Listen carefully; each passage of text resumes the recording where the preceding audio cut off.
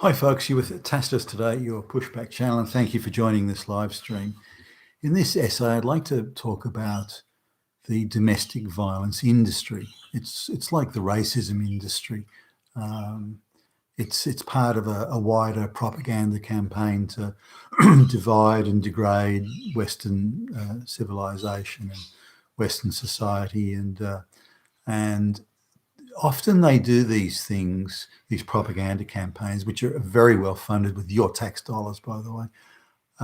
They do these propaganda campaigns during the commemoration of, say, certain events, like it could be, in this case, the end of World War One or the end of World War Two, or any of those sorts of things, and they try and stuff the domestic violence propaganda into that. So anything that maybe glorifies, lionizes, appreciates any contribution made primarily by men, particularly if it's in military conflict, then that's when they like to do this propaganda. They get government approval, obviously, and government money to do it. So the politicians pretend, oh, we didn't know, but that's bullshit. They signed off on it. So, and we've got a thing, certainly in Australia anyway, going at the moment. Now, typically these things are internationally coordinated. So if you look in your local area, if you're in Canada or Britain or the United States, you'll probably notice the same thing. It's very rare they don't do these things on the basis of an internationally coordinated propaganda campaign. So, and also they line up various media outlets to report on things. And there was just one of those. So I was looking at a business website, and they've got a number of stories by so-called journalists that are saying that domestic violence is at all-time record highs. Now, a bit like climate change is going to end the planet tomorrow, domestic violence is always at highs and has been certainly since I started noticing the propaganda in the 1980s. That's when they really start, or late 70s, I guess I first started seeing it. That's when they started carrying on about, that 2 out of every 3 women are beaten to death every day, and these sorts of things. And they depict it as very much a white person's problem. Whereas, in the United States, it's primarily a black problem, and in Australia, it's primarily an Indigenous tribal problem, or a problem with, say, people coming from Islam, and outside of that, it's not really much of a problem. Sometimes they point to, look at these white people who are living in government housing estates who are mentally retarded and drug addicted, and in areas of incredibly high crime and poverty and mental health, and they say, well, look, those guys are white, but okay, they only represent a tiny proportion of the population, and they're the fact that they're white, that's not the issue. That they're intellectually challenged and all sorts of drugs and drug dealing and on the street. That's the issue there, the crime, not the fact that they're white. So outside of that, but in a sort of everything from upper, the better off working class through the middle class and upper classes, I'm sure you'll find instances. I don't doubt it, but they make up a tiny proportion of the overall population, whereas just Indigenous tribes, which at maximum make up 3% of Australia's population, they contribute more than well over half, in fact, close to 3/4 of all the domestic battery type situations. So that gives you an idea of how heavily overrepresented they are. But if you look at you look at all the photographs, all the propaganda, it's always a huge white guy, 6'6", 300 pounds, and his wife's always 4'6" and weighing 90 pounds. I don't know. There are many relationships like that, and if there are, why if she's so terrified of her, why did she get with a guy who was that big?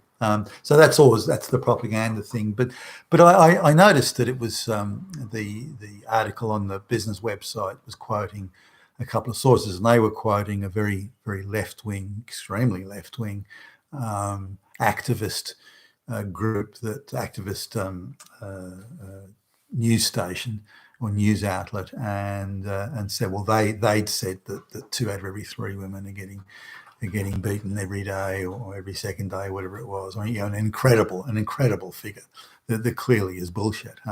So the article was arguing that business in Australia, in fact around the world, has to take action. So if a man is even suspected of doing this, and he's got like a company mobile phone, the phone has to be taken away because he might use the phone to oppress a woman somewhere. Therefore, you have to take that away.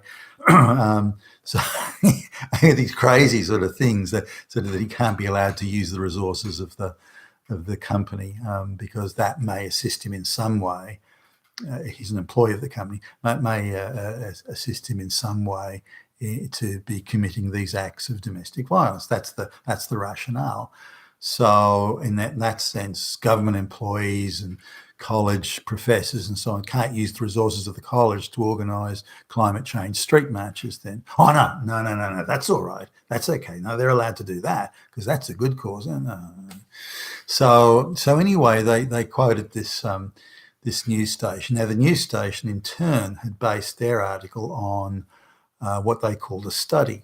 And after a bit of chasing around online, that study was actually done by the Gender Studies Department of the most activist left-wing lesbian hellhole of a university in Australia. They produced this study saying that's obviously it's biased. Obviously, it's just bullshit ideological propaganda. But they would have known that when they were citing that as a study. It's not a fucking study. So this very left-wing activist news outfit had in turn used a study by a bunch of screaming angry lesbians who were supposed to be doing independent research, but it was nothing like independent research, and they used that as the basis for making the claims. So when you go back through the entire process, you realise that the business website knew that I can't believe they didn't, because they spiced up the whole thing and really laced it up, really juiced up the propaganda side of it, and quoting a very left-wing news outlet that in turn used that flaky research, which wasn't research, it was just pure invention, and so they that's how they came up with it. Now everyone in that loop, one to the other, must have known it. So then I looked at online to look around at other news sites, not all of whom you'd really call activist, and they were all quoting it. They were all quoting that same source as being, well, that's it. There's the evidence. A study has said so. None of them said where the study had come from or how the study methodology had been derived. It was all sort of this vague anecdotal and online polls and this sort of thing.